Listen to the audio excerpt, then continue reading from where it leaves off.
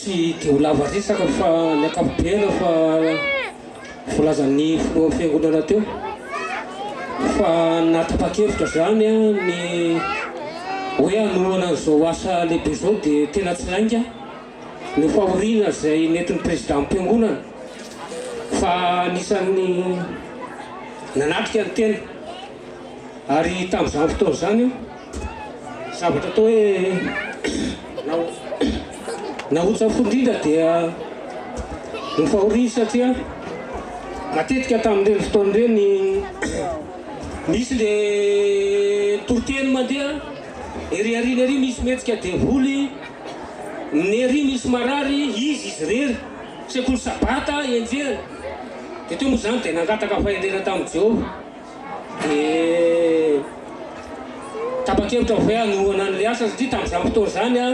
raha za manokana zany raha safidiko dia tsy hivavaka tety mihitsy fa teny fariany satria zany isan'ny borom-piangonana teny dia hoe fariany fa za tsy hoe nosy mavelona satria hitako ny toerana injan'ilay fiangonana fa dia tena namenatra raha ohatra ka zay nentina milaza azy fa dia hoe jefira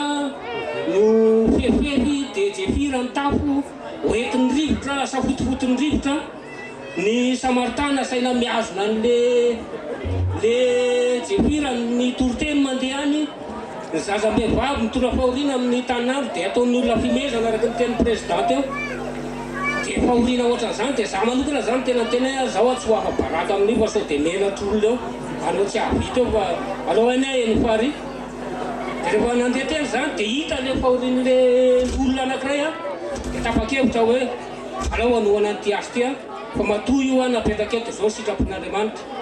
dia nanolo tena zany tena hoe alao hifanampy anohana an'le asa rehefa taty ariana moa zany safidin'ny fiangonana hoe ho atokana n'olona dia mipetraka tamin'izay filolevitry ny fiangonana izay fa zavatra mitinako azy dia zao hoe raha nitoerana ningan'le fiangonana zany izay fiangonana ataon'ny olona fimezana teo andrefana teo hoe aiza zay pasteur Mahelona nilaza